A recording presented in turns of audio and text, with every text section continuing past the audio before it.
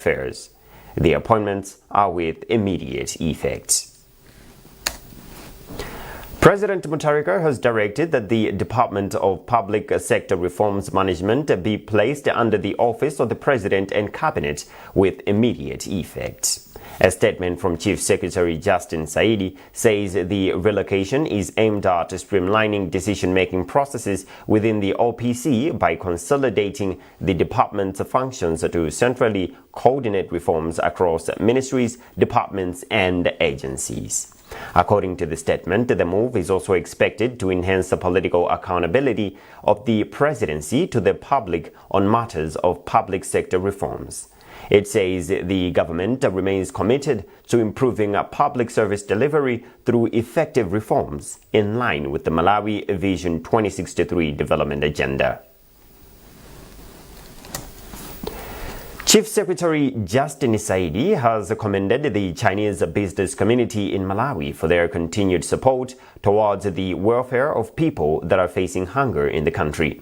Saidi made the remarks at Capitol Hill in Lilongwe when the Chinese Chambers of Commerce donated to Dodma 8 million kwacha worth of maize and 20 million kwacha check towards Malawians affected by hunger in the current lean period. Isaac Jari with the report. As donations continue to pour in towards millions affected by hunger, the Chinese Chambers of Commerce becomes the latest to donate, presenting the donation of maize worth 80 million kwacha and a check worth 20 million kwacha. Chairperson for the Chinese Chambers of Commerce, Zhu Shanjian, said Malawi remains China's development partner, hence the donation to ease people's suffering midway into the lean period. Zhu then pledged continued support every time Malawi faces such calamities. As a Chinese national, we are coming Malawi. Most of them is about 20 years up to now. So some Chinese national, we are coming with the family. We are looking at this as a second home for Malawi. So today, with donation about 20 million kwacha in cash to the urgent response. And furthermore, we are providing 80 million kwacha worth of maize to the Malawian people who are suffering. We hope our support will bring some relief and strength to the affected families. Receiving the donation on behalf of Government of Malawi, Chief Secretary Justin Saidi said the donation is an act of responsibility and solidarity towards the call by President Professor Arthur Peter Mutharika for well-wishers to donate food for the hunger-stricken. He said out of the 209 billion kwacha for the response plan, currently government has mobilized 138 billion kwacha and a 71 billion kwacha resource gap remains. He therefore called on other well-wishers to emulate the gesture. We as government, we are extremely excited and happy that the Chinese Chambers of Commerce has come today to support us with an amount of 100 million kwacha, which includes 20 million kwacha cash and 80 million maize that will be supported to those affected during the lean season. And we thank the Chinese Chamber of Commerce for this kind gesture. Following the declaration of the state of disaster by the State President, Professor Arthur Peter Mutharika, we made a budget of almost 209 billion Malawi kwacha. And we have collected so far 138 billion kwacha, support from both local and international organizations, and we have a shortfall of 71 billion Malawi kwacha. A report by the Malawi Vulnerability Assessment Committee, MVAC, showed that over 4 million people in the country face food insecurity due to prolonged dry spells last year, a situation which prompted government to look elsewhere for relief maize, while various companies and organizations, both local and international, continue to donate towards the cause. Isaac Jali, MBC, Lilongwe. Donors and development partners have committed their support towards Malawi's 2026-2027 national budget, citing confidence in government's economic recovery measures.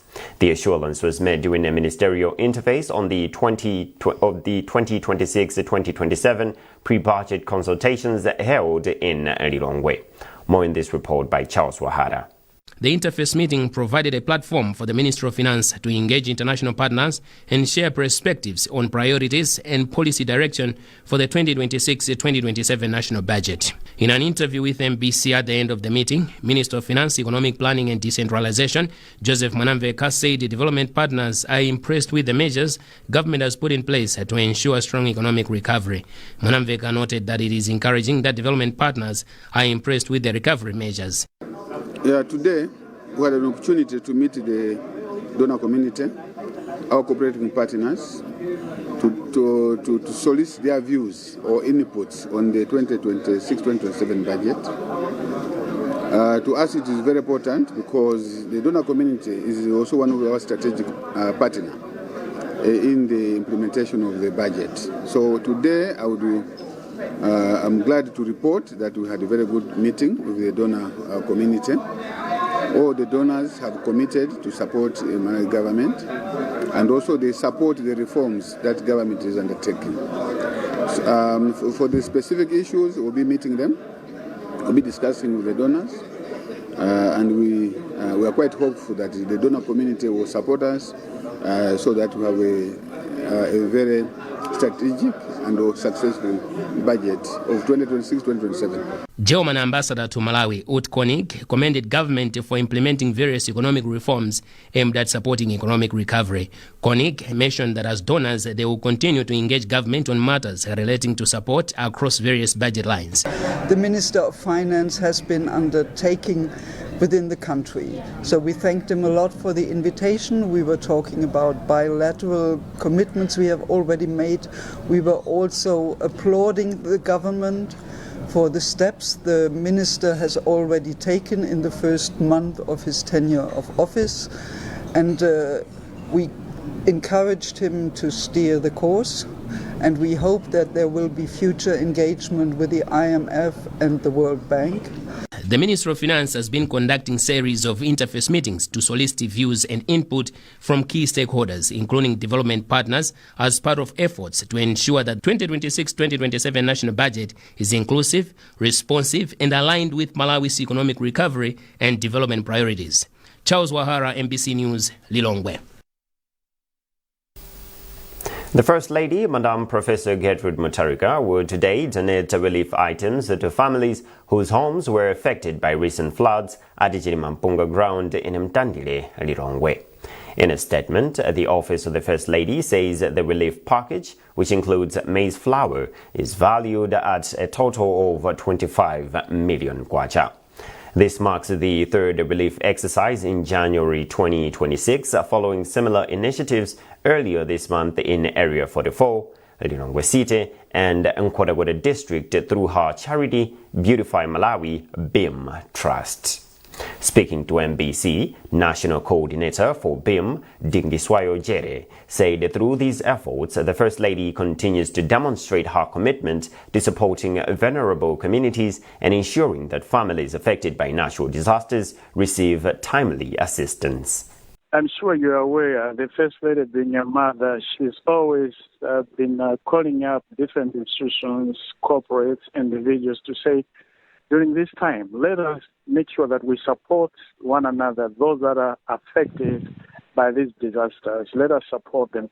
And same thing as Beautify Malawi, we have really been in the forefront again, trying to mobilize some resources through the First Lady's guidance that we should be able to get something and support the people that are desperately in need.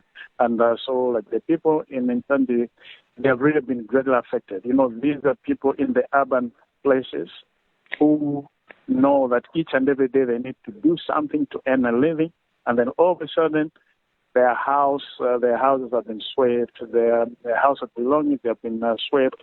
That has greatly affected their livelihood and their daily living. And because of that, the federal leaders said, let us mobilize resources and support these people so that they could also have a smile on their face as we're waiting and calling upon all the people to come and support these people.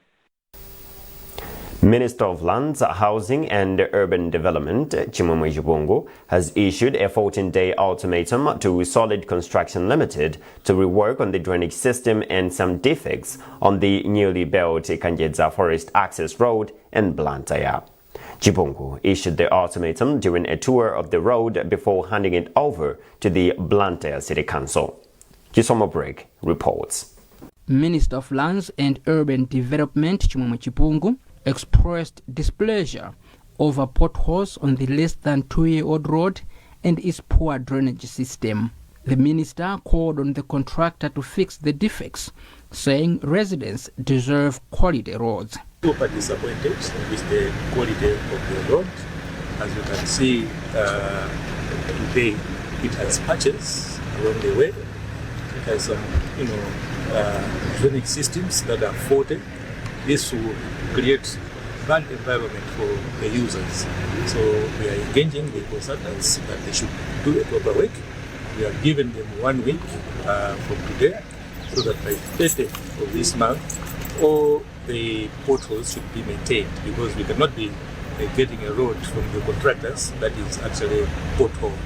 However, a representative of Pamodzi Consulting Limited, a consultant of Solid Construction, Engineer Harry Makina, said the roads were of quality standards, arguing that the potholes and poor drainage were a result of poor waste disposal by residents. The drainage that we have built, they are full of rubble and the rubbish. The residents are just throwing any rubbish, thereby blocking the drains and also the culverts. As a result, when it rains, the water is going over the road and damaging the road.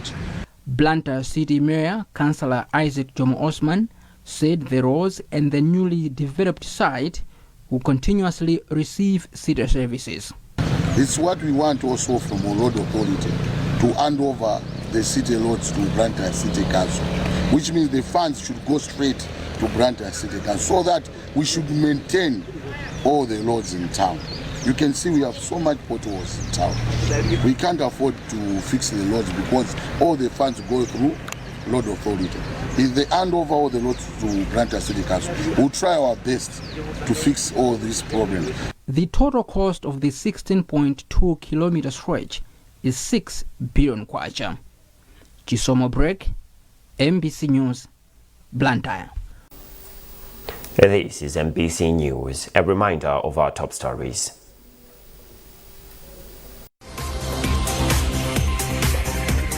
President Mutharika appoints George Partridge as the governor of the Reserve Bank of Malawi. Donors and development partners pledge to support the 2026-2027 national budget, citing confidence in government's economic recovery measures.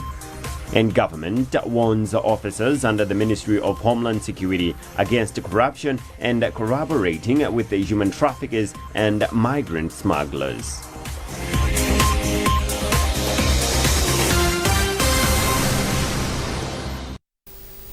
Moving on, government says passport issuance by the Department of Immigration will improve by March 2026 with 3 heavy-duty passport printing machines designated for Mzuzu, Mangochi and Blantyre, which are expected to arrive in the country next week. Minister of Homeland Security, Peter Mukito, has also warned officers and all personnel under the ministry that corruption, abuse of office and collaboration with criminal networks, including human trafficking and migrant smuggling, will not be tolerated under his tenure. He was speaking this in Lero during a news conference called to update the nation on security issues. We have a report. According to the minister, in February 2025, Malawi government entered into a contract with Madela Security Printers of India for the supply of passport booklets and the establishment of a modern passport production system. Under the terms of the contract, government of Malawi was required to pay 60% of the contract value upfront to enable full mobilization and installation of the passport printing system. By the time the current administration assumed office, only $9 million had been paid against a required upfront payment of $17.9 million. Homeland Security Minister Peter Mukito says the balance is the main reason that disrupted implementation of the system and contributed to the delays that many citizens have experienced to date. Mukito, however, says government is working to ensure that the passport printing challenges at the Department of Immigration and Citizenship Services are eliminated completely in the shortest time possible. He adds that they engaged a contractor to address these challenges, and as a result of these engagements, 10,000 passport booklets were delivered to Malawi in the first week of January 2026. In addition, 3 heavy-duty passport printing machines designated for Nzuzu, Mangochi, and Blantyre are currently in transit and are expected to arrive in the country next week. I believe that with the interventions we have put in place, because we are meeting the senior officers from the immigration yesterday, and we have agreed that they will be producing 2,000 passports every day, starting from today. So we'll be making also follow-ups. We have requested them to be giving us, at the end of the day, the updates, how many passports they have printed, and to which destination these passports are. So we are trying to put in mechanisms to make sure that we live by the demands of the passport issuers thing. Director General of the Department of Immigration and Citizenship Services, Dennis Chipao, says apart from reconstituting and capacitating internal integrity committees, they'll be introducing measures that will strengthen supervision, improve internal controls, and close gaps that allow such abuses to occur. So we're going to put mechanisms within ourselves to make sure that we come that month of March. We should be able to begin to reduce the backlog that is there. We have to understand that this backlog has accumulated for quite a number of time, for about a year or so. So to do with it within just a week or maybe a very short period of time, it may be not that easy. But we're going to put mechanisms to make sure that even some people, our officers, they should work even overtime, maybe others work at overnight and work in shifts, so that they should be able to reduce the backlog. Both Mukito and Chipao emphasized that no citizen should be paying bribes or make passport applications through middlemen locally known as dobadobas. Nkhani Simutowe, MBC Lilongwe. Government has called on people in the country to embrace mindset change on issues of environmental conservation. The call has been made by Minister of Information, Communications and Technology, Shadrack Namalomba. Speaking during a tree planting activity organized by the Southern Region Press Club, the minister urged people to take tree planting as a business. We have a report by Geoffrey Shinawa.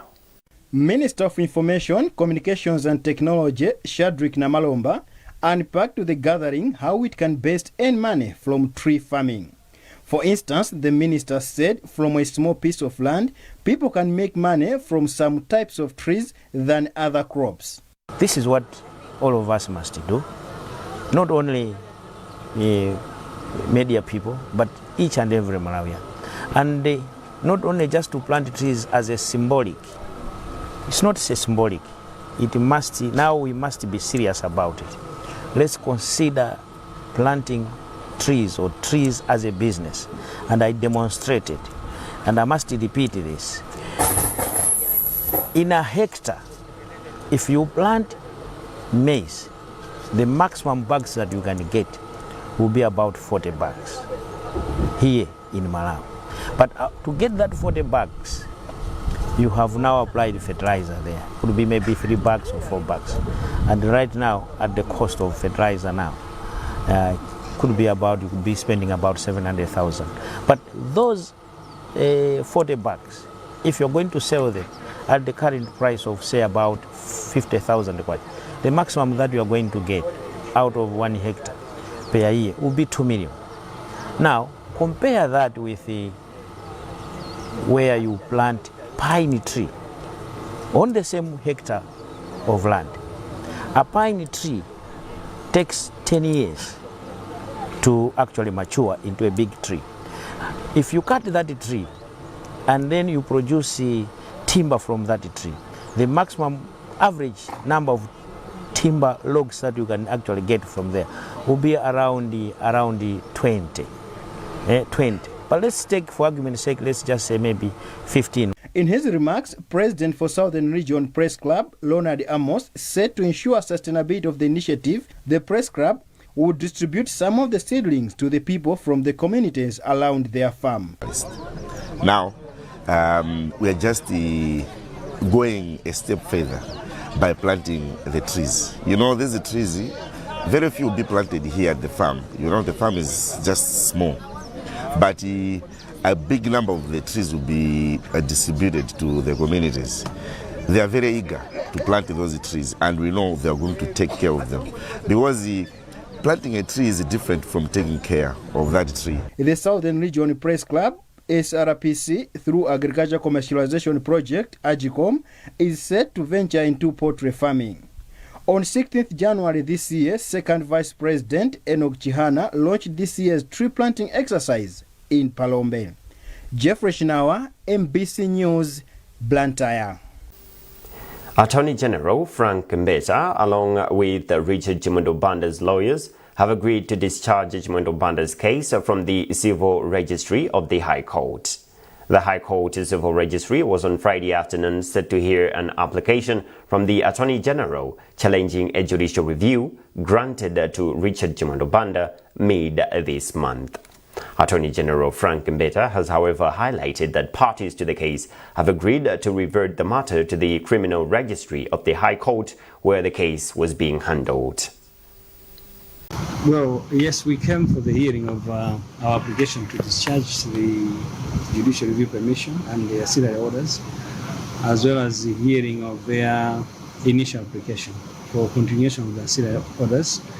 However, we have been talking with the lawyers for the applicant, and the consensus is that we're going to do a consent order withdrawing this matter from this court, so that the matter only remains in the criminal division of the High Court. So we have adjourned to allow for the parties to draw up that order and present it for the court to endorse. Probably, why did you arrive at this decision not to proceed with In the papers that we filed to discharge the permission for judicial review as well as the ancillary orders, our position was that this is a matter that shouldn't have been in this court, in the civil division, because a similar matter or similar application, materially similar, was already before the criminal division of the High Court. So the lawyers for the applicant have indicated that they do appreciate that position. So if they do appreciate and they're willing to remove this matter or withdraw this matter through a consent order, to us that's in order. What matters is this case has to be withdrawn from this court, and therefore we go before the criminal division for any further activities in this particular matter. The Tobacco Commission has this week commenced the first crop estimate survey for the 2025-2026 tobacco season. Spokesperson for the Commission, Delafola Chigwenembe, has told MBC that the survey started on Monday. More in this report. The survey comes at a time most tobacco in farms across the country has sprouted, while in some areas it has grown over knee-high. The 3-week exercise is expected to give insights on anticipated tobacco volumes this season. In a written response, the TC spokesperson, Theophilus Chigwenembe, said so far grower registration is going well, but they are yet to consolidate the figures. Last season, the country managed to earn over $500 million from 194 million kilograms of tobacco that was sold at the market at an average price of $2.54 per kilogram. According to Chigwenembe, in the next 3 weeks, Malawians should be able to know the volume of tobacco earmarked for the market. Elin Chimoyo, NBC News, Blantyre. In sports, National Bank of Malawi has held its inaugural NBM Women's Premiership as a huge success. This is the country's first national women's football league, which kicked off in July last year with the bank investing 430 million kwacha. The season will be concluded tomorrow, where Silver Strikers will be officially crowned champions after their match against the FCB Nyasa Big Bullets women. Speaking at a media briefing in Blantyre, the head of marketing and corporate affairs for NBM, Agosahiwa, expressed satisfaction with how the season has progressed. We've been very satisfied with how everything has gone right from the launch, which was done in July 2025. A lot of games have been played, a lot of talent has been unearthed. The competition has been fierce. I'm sure you've been following as fans across the country, and you have seen how fierce competition has been. When we went into this sponsorship, which is part of our 1.58 billion kwacha sponsorship of sports here in Malawi, we had several objectives, but the key objective of this was to play in a greenfield area, which is women's football, and specifically a premiership or a tournament, national tournament in women's football, to help develop the sport, which has a lot of potential. We've seen such strong players, to also inspire those women and girls who aspire to play on the field football and to, carry the Malawi flag forward. So I would say that it's been very fulfilling. With the competition, with the aggressiveness, with the level of preparation and discipline that has been put in, we are happy that we are a part of building the sport of women's football here in Malawi, and we're helping to establish the foundations upon which everything else is going to come up from. Within this period, we have also been fortunate to witness the coaches who have been adopted or officially sponsored by NBM PLC. We've witnessed these coaches gaining entry into the WAFCON finals, which will take place in Morocco next year. This just serves to show that women's football is growing and there's a lot of room for more. And that's it from our newsroom. A recap of our top stories before we leave. President Mutharika appoints George Partridge as the governor of the Reserve Bank of Malawi. Donors and development partners pledge to support the 2026-2027 national budget, citing confidence in government's economic recovery measures.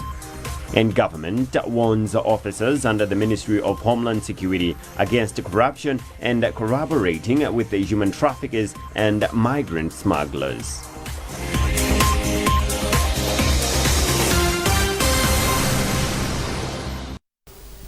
Keep up to date with our news coverage on our digital platforms by scanning the QR code at the top right corner of your TV screen. You were with me, Romeo Umari. Many thanks for watching, and bye for now. Good morning, and it's time for weather forecast.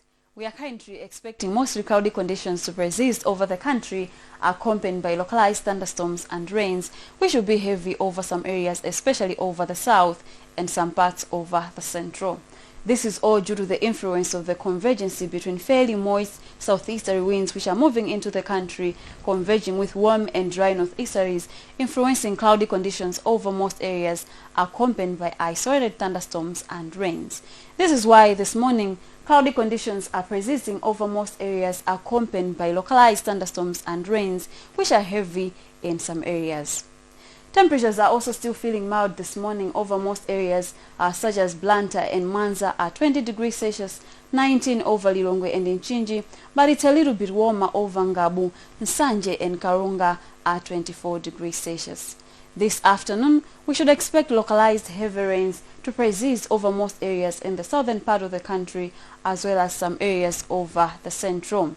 We should also expect hot temperatures to persist over a few areas such as Ngabu and Nsanje at 29 degrees Celsius, similarly over Mangoshi, but generally warm conditions are expected over most areas in the south, the central, as well as the north. I'm Tapiwa Kutamudu. Be wise, be weatherwise.